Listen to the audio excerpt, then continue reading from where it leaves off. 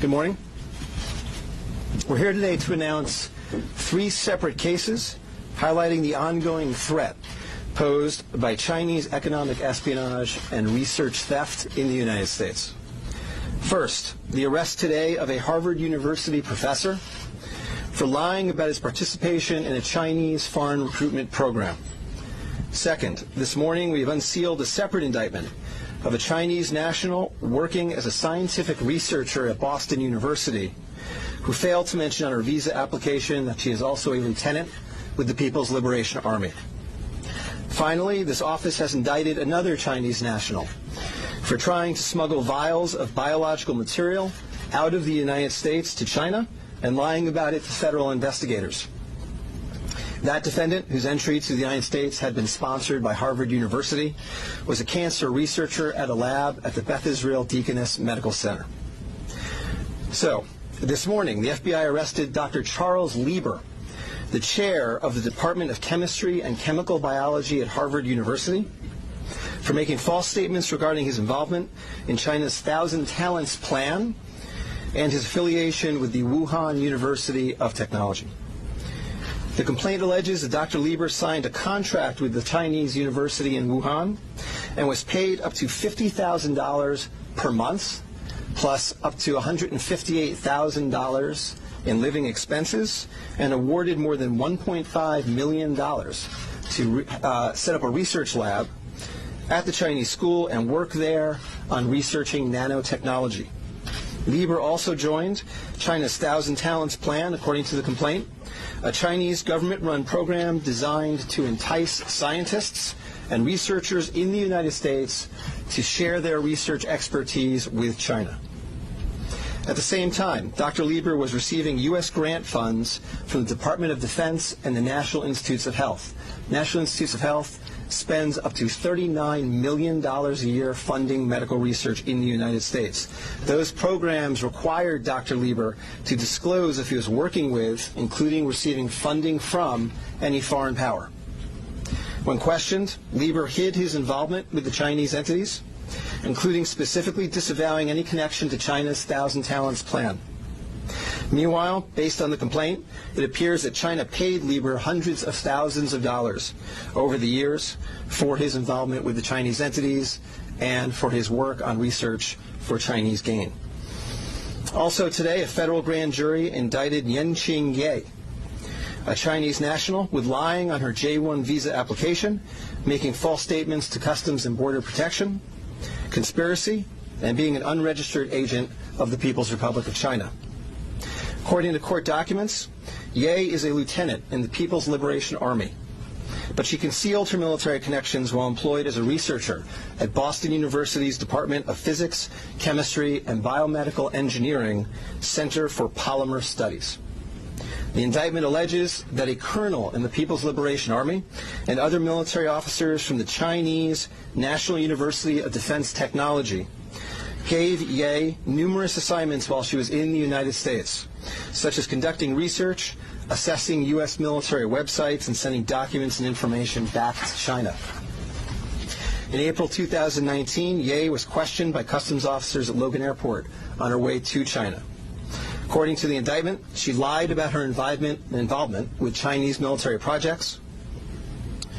A border search of her electronic devices showed that Ye had compiled information for the People's Liberation Army about 2 U.S. residents with expertise in robotics and computer science. Lastly, last week this office indicted Zheng Xiaozhong, a Chinese national sponsored by Harvard University who was doing cancer research at the Beth Israel Deaconess Medical Center. Zheng was charged with attempting to smuggle to Beijing vials of biological material, along with other research materials that he had stolen from the lab at the Beth Israel, where Zheng was working on cancer cell research. Before he boarded his flight, customs officers discovered 21 vials of biological material in a sock in his baggage. When confronted by the officers, Zheng initially lied and said he was not traveling with any biological or research materials. Chemistry, nanotechnology, polymer studies, robotics, computer science, biomedical research. This is not an accident or a coincidence. This is a small sample of China's ongoing campaign to siphon off American technology and know-how for Chinese gain. Recently, Attorney General Barr referred to China as this country's primary rival. Similarly, FBI Director Chris Wray recently told Congress that right now there is no country that poses a greater counterintelligence threat to the United States than China. Through the use of not only traditional intelligence officers, but academics, researchers, its own private citizens, China is engaged in a massive, long-term campaign to steal U.S. research and technology for its own uses. As demonstrated by these cases, on the academic side, the Chinese government uses partnerships and exchanges with U.S. schools and research institutions to access cutting-edge research and equipment. Obviously, most visiting Chinese academics and researchers are here to work in good faith in U.S. institutions, but some of them are not.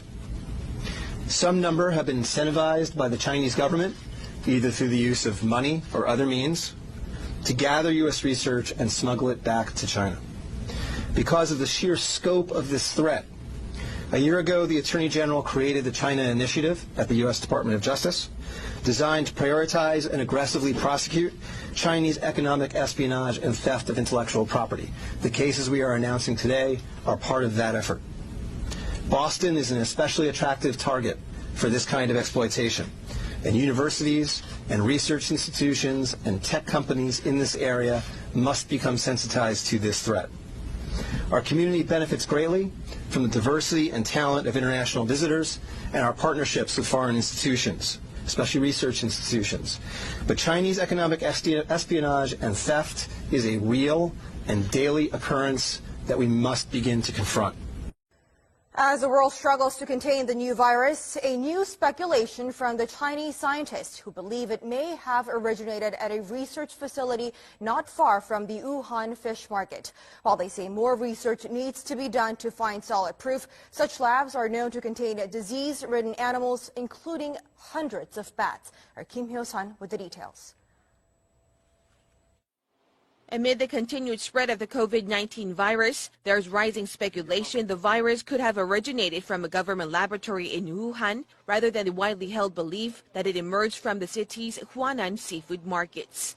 Citing a report published by Chinese scientists, a Chinese-language newspaper published in Hong Kong, Mingpao, and the British daily The Mirror explained Sunday that the Wuhan Center for Disease Control, or WHCDC, could have spawned the contagion in Hubei province. According to the report penned by Bo Tao-xiao and Lei Xiao of the South China University of Technology, the research lab, which is only 280 meters away from the Huanan seafood market, kept disease-ridden animals, including more than 600 bats. It stated that while it's plausible the virus was leaked from the lab and contaminated initial patients in this epidemic, more solid evidence is required through future study. The report also raised a possibility that the Wuhan Institute of Virology could have leaked the virus while it was carrying out tests involving Chinese horseshoe bats. Against such a backdrop, an article published by the Washington Times late last month is garnering attention as it raised a possibility that the disastrous outbreak could be the accidental result of biological weapons research. This comes as a renowned law professor at Tsinghua University in Beijing, Xu Jianren, is known to be missing after publicly condemning Chinese President Xi Jinping for failing to contain the spread of the virus at an early stage. He even added the condemnation could be the last message of his life. Kim Hyo-sun, Arirang News.